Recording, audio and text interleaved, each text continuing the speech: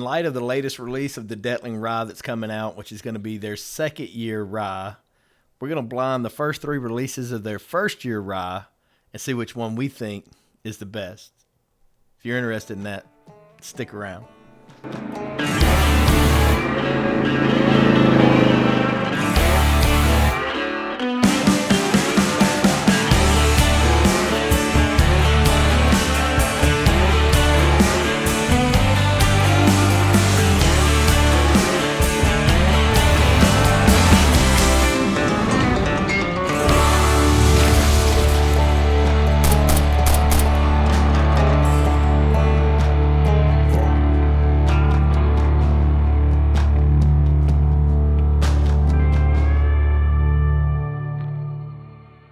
Hey guys, welcome back to Brutally Honest Bourbon. So you all know that I'm a huge Dettling fan.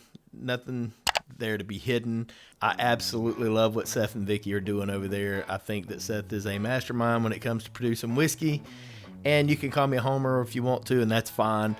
But I would challenge you to try some of his whiskey and then let me know what you think. Some of you aren't going to like it, right? So it's really high malted type stuff. But for me, it just hits my profile just right. It's that really creamy, dark coffees, tobaccos. Now we're seeing some like leathers and fruits pop out in some of those things. Like his barrels are really getting complex. Some of the older whiskey is really getting good. And when we say older, we're relative to Alabama. A lot of people want to talk age in whiskey, and what you're telling me is age in Kentucky years or Indiana years, but mostly Kentucky. You're not speaking Canadian whiskey years. You're not speaking American light whiskey years, and you're dang sure not speaking South Alabama or South Mississippi years where Crittenden and Dettling are aging. So in Alabama, 6 years is relative. It is a very strong competitor in the whiskey world. It is not competing with any of the 6-year or even the 10 years out of Kentucky. They can't touch it. I'm going to just tell you that right now. 6 years in Alabama is nearly double what it is in Kentucky. Now, there's nothing factual to prove that, but we can look at colors. We can taste the depth and complexity of the product. We can see that it's not just super grainy like distillate that came right off the still, and that it has had impact with the barrel, and it has truly aged. So today what I wanted to do was go through the first, second, and third. I've already killed these bottles, so I'm going to have to open up my backups for you guys. But Seth and I like to visit these from time to time and use them as data points against the new ones that are coming out, because what he wants is for everything to constantly go up, right? He doesn't want to release anything that's not as good as the last release. He doesn't want to have to chase the previous release to be even better, if that makes sense. So when we go through these, we grade them. If they need a little bit more time, Seth does his thing. If he feels like it's ready to go, he will, but he also always makes sure he's got one coming that's going to be even better. And that was the case with this one with 383.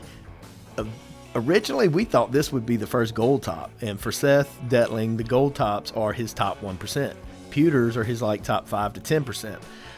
So this could have easily been pewter or gold, and when we finally did pull it, it wasn't quite where it was previously. Should we have pulled it sooner? Probably not, but what we thought the trajectory was of that product, we thought it would be there. So today I'm going to use a blind kit from my buddy Kevin Brockway. So you've got these neck hangers, each one will be A, B, and C. And then I've got coasters back here that he made for me with my logo on them. And then they're labeled A, B, C, D. Now, what I've got to do is make sure that I've got these things in order, because I just had them all screwed up. So A goes here, C goes here. This should be C. That should be Bravo. Cool deal. And as you can see, these are 6-year Dettling Ryes. This is barrel 387. It's going to be 59.3 proof.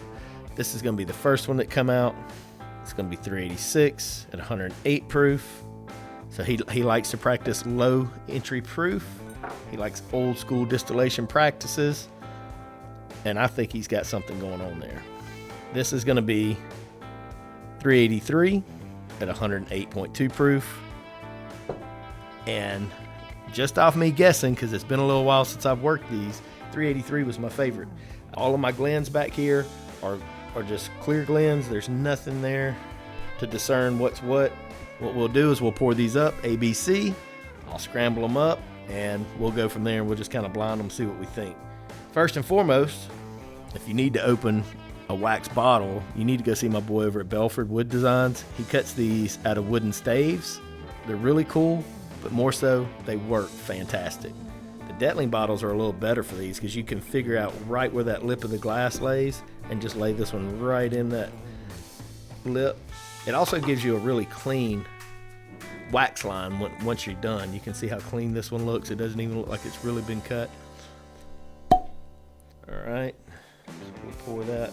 So you can see that this is A. I'm gonna pour it in glass A. I've gotten really picky about pouring whiskey and making sure that I don't pour it over the label, because you always have that little bit of spill. And Seth puts a lot of pride into these labels. He spends a lot of money on those, and I don't want whiskey to go down it and stain it. And I have many times been lazy and allowed that to happen. We'll set this one over to the side. That one's A. This one's gonna be B. There you go. On these Dettling bottles, like, you can see that lip of the glass right there, so you can just lay this thing right to that lip, give it a little pressure. That's just a really clean line. I feel like that just looks really clean. This is gonna be Bravo, which is gonna be 387.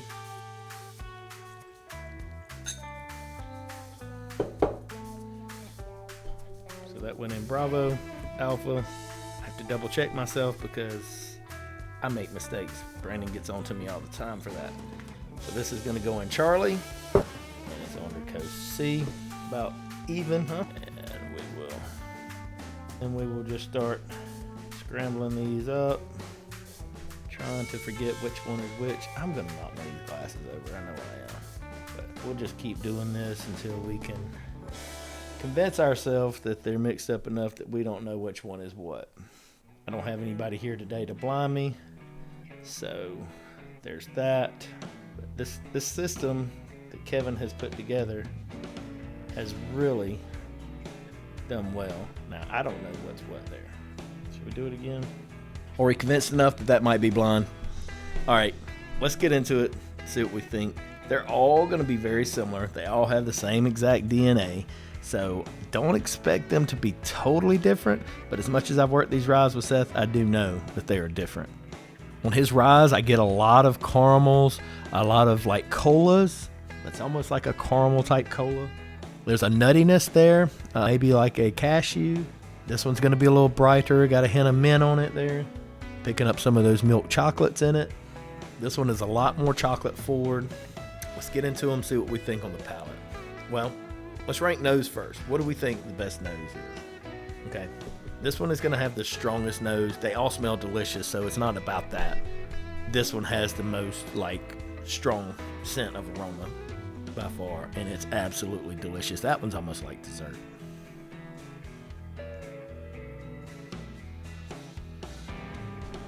His ryes are so flavorful. They coat your palate. There's a ton going on there. This one ends with a lot of like bitter dark chocolates. Man, I love that. The mouthfeel, perfect. Ethanol point is perfect on it. It's a hair ethanol forward. It's got a nice little rye spice there to it. Most of these are going to be 55% rye, so they're like high corn ryes if that even existed. This one is absolutely fantastic. Just so you can get a look at that color. Get the camera to focus for us. 6-year whiskey, guys. Finish on that thing is still going long. Tons of chocolate on there.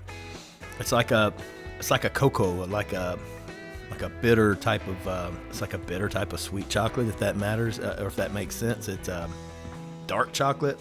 There's going to be some stone fruit in there, maybe even like a hint of plum, some peach. There's some nuttiness to it, and then it just fades into that bitter dark chocolate. Really like that. All right, on to the second one. Really nice nose, a little ethanol forward. Picking up more fruits there. Not a ton of that chocolate that I normally get. There's some rye spice that's going on there. See what it's like? That one is good. It is not what this one was. So far, this one's number one. This one's in second place. This one is a touch lighter on that intensity dial of flavor. It's a fuzz thinner, still pretty thick. It's got a good bit of tobacco on the palate, a good bit of barrel impact. There's like a creamy type of peanut nuttiness going on with it. And the finish is nowhere near what that one was, length-wise or flavor-wise. This one is more baking spice finish. This one is more dark chocolate type finish. On to the last one. God, the color on this thing. Look at that. Would you look at it? It's so dark. So dark. Beautiful whiskey. Best nose out of them by far. It's most like desserty. So this would be nose 1, nose 2, nose 3. This is best palate so far. This one just didn't come in quite where I wanted it to. The thing is just a flavor bomb. It is so dessert-like. It's absolutely delicious smelling. Very intense on the flavor. Not nearly as thick as the first one. I hope I've got enough of that one to go back to it. Very similar in flavor profiles. This one's going to have a little touch of sweet leather in it. It's going to have more of the bacon spice in there. The chocolate's going to be more of an afterthought and an undertone there. It's a really well-balanced whiskey right there. Back to this one. Now I'm picking up some of that rye mintiness, that chocolate. So you think like Andes mint. You think like Girl Scout Thin Mints. I don't get that wafery like cookie type thing going on there, but so maybe more like an Andes mint. Okay, so quick assessment there, but this is going to be number 1. This is going to be number 2. And this is going to be a far third, albeit very good. Fantastic bottle. This one may have more finish than that one. That upfront flavor on that thing is just fantastic. I love it. Buttery, nutty, and a mint in there. That chocolate is such an afterthought, but it's there. Finish is more bacon spice. All right, let's get into them and see what we're thinking here. So let's just see what came in third. I'll go ahead and tell you so that I can be embarrassed probably. 383 has been my favorite forever since we went through and tried them. 387 would, out of this bunch, would have been my second favorite. And then my least favorite would have been the first one that went out. So we'll just see if that's how it goes. But here's my last place. That's C. Last place, C, is going to be the one that I like the most. This is the one that we were pointing at putting toward a gold top when we first tried it, when we thought it was about ready. And it went just a little longer. And as it went longer, it kind of faded on the intensity of what we thought it was. Like I said, very good. That one is still, for me, that's king. All right, second place is going to be A. So that's going to be this bottle. This is the very first one that got released, 386. This is the one that I would have thought would have come in last place, but the one I thought would come in first wouldn't.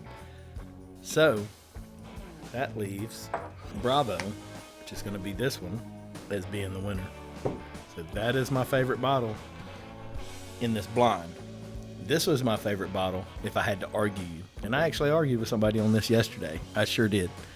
I knew in my heart this one couldn't do it because when Seth released it and we went through them, we knew this one was good, but it wasn't as good as these. So you know what I mean? He wanted to release a good one, a better one, the best one. We obviously thought that this was the absolute best at the time that we released it. Given my situation today, I am not on a fresh palate. I'll tell you that. I've done a couple other reviews, but that's how it's going to be. So 387, 383, and 386. So if you guys are out there looking for first generation ryes from Dettling, that's going to be my thoughts on it. Blindly, there are some second year ryes that are coming to Dettling soon. Guys, don't miss out on those. Please don't miss out on those. They're light years ahead of these. And this is fantastic whiskey. So that's my thoughts. Patrons, thank y'all always. Seth, thank you for trusting me and allowing me to review your products and put my thoughts out there. Just so you guys know, I bought every one of these bottles. Seth did not give me these bottles. I was lucky enough to get them on drops, and some of them I got backups on, some of them I didn't. $250 typically on a Dettling Rye. In my opinion, it's absolutely worth it. May not be worth it to you. That's A-okay. Just my opinion. Like buttholes, they all stink, right? Cheers, guys.